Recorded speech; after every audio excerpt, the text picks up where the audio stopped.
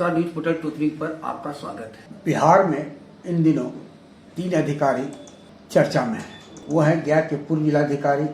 अभिषेक सिंह, पूर्व एसएसपी आदित्य कुमार और range IG रहे अमित लोढ़ा। एसपीयू की कार्रवाई की चर्चा है, लेकिन क्या कार्रवाई हो रही है इसे बहुत ही गुप्त यानी कहे कि पता नहीं चल पा रहा है कि क्या कार्रवाई हो रही है। आरोप भ्रष्टाचार को लेकर है और भी कई अनियमितता बरते जाने को लेकर है। योजना से सहित केस मुकदमे कई मामले हैं। बिहार में नीतीश कुमार यानी एनडीए सरकार का जो पहला कार्यकाल था या दौर था, उसमें विधि व्यवस्था का एक अहम योगदान रहा था और उस वक्त एडीजी हेडक्वार्टर यानी एडिशनल डायरेक्टर जनरल हेडक्वार्टर के रूप में अभ्यानंद की पुष्टि हुई थी। 1970 बैच के आईपीएस अधिकारी अभ्यानंद सर ने सुशासन की नींव को न केवल अपने कार्य योजना से क्रियान्वित कराया, बल्कि भ्रष्टाचार के खिलाफ उन्होंने एसबीयू की नींव रखी थी, जिसे राज्य सरकार का संरक्षण और समर्थन मिला था। आज बिहार में भ्रष्टाचार को लेकर यह देखा गया है कि शायद ही कोई ऐसा अधिकारी है जिसके यहाँ एसबीयू, ईओयू या निगरानी ब्यूरो की छापामारी हुई हो और वह करोड़पति से कम निकला हो। यानी भ्रष्टाचार ने अब समाज के अंग अंग में अपना जड़ स्थापित कर दिया है। इस संबंध में बिहार में पुलिस महानिदेशक रहे श्री अभ्यानंद से टूथविंग ने जानना चाहा कि कैसे भ्रष्टाचार रूपी जो लड़ाई है उससे लड़ा जा सकता और क्या इसमें राज्य सरकार की इच्छा शक्ति कहीं दिखती है या नहीं दिखती है। श्री अभ्यानंद ने टूथविंग को बताया कि वे इस विषय पर कोई टिप्पणी करना नहीं चाहेंगे कि राज्य सरकार की इच्छा शक्ति है या नहीं है, लेकिन इतना जरूर है कि आप किसी भी अधिकारी के यहाँ जहाँ छापामारी हुई है, चाहे वो निगरानी ब्यूरो की हो, ईओयू की हो या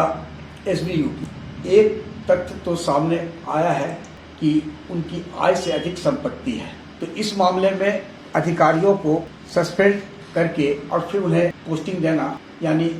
सांप को दूध पिलाने जैसी है। श्री अभ्यानंद जी का कहना है कि सिर्फ 2 ऐसे दस्तावेज हैं जो किसी भी आरोपी को सेवा से बर्खास्त करने के लिए काफी है और वह बताते हैं कि इसके लिए जांच एजेंसी को जिस अधिकारी पर आरोप है उसका इनकम टैक्स रिटर्न यानी आईटी रिटर्न और अधिकारी को हर साल चाहे वह अखिल भारतीय सेवा का हो या प्रांतीय सेवा का हो उसे अपना प्रॉपर्टी डिक्लेरेशन देना होता है। यानी 2 दस्तावेज आईटी रिटर्न और प्रॉपर्टी डिक्लेरेशन को सामने रखा जाए और जांच एजेंसी यह सुनिश्चित करे कि उन्होंने इनकम टैक्स रिटर्न भरा है और जो प्रॉपर्टी डिक्लेयर किया है उससे कहीं अधिक यदि संपत्ति है जो उन दोनों में दर्शाया नहीं गया है। उन्होंने बहुत साफ लफ्ज़ों में समझाया कि अमुक अधिकारी हैं, इन्होंने अपना संपत्ति जो दर्शाया है, यानी अब जैसे वो बताते हैं जैसे आप गया में है तो गया में किसी मोहल्ले में एक संपत्ति है जो उसमें प्रॉपर्टी डिक्लेरेशन में है, पटना में एक संपत्ति प्रॉपर्टी डिक्लेरेशन में है, लेकिन उसके साथ साथ यदि पटना में कोई और संपत्ति है या राज्य के किसी हिस्से में और संपत्ति है या राज्य के बाहर कोई और संपत्ति है जो प्रॉपर्टी डिक्लेरेशन में नहीं है, तो वह डीए केस के लिए पर्याप्त है। अब डीए केस में राज्य सरकार से परमिशन लेना की बात होगी, क्योंकि भ्रष्टाचार निवारण अधिनियम 1988 यथा संशोधित 2018 के सेक्शन 17A के तहत डीए केस में यानी अधिकारी के खिलाफ कार्रवाई के लिए यानी एफआईआर हो या जो भी डीए केस हो में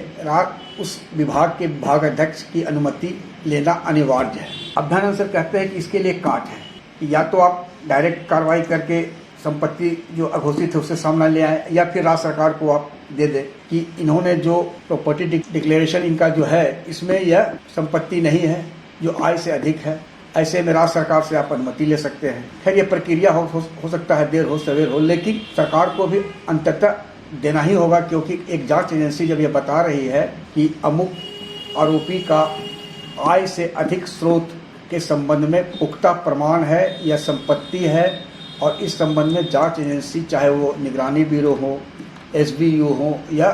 ईओयू के द्वारा यदि सरकार के पास प्रस्ताव भेजा जाता है तो सरकार उसे ज़्यादा दिन तक दबा कर नहीं रख सकती है और सरकार की मंशा भी किसी सरकार की नहीं होती है किसी अधिकारी को बचाना, खासकर भ्रष्ट अधिकारियों को,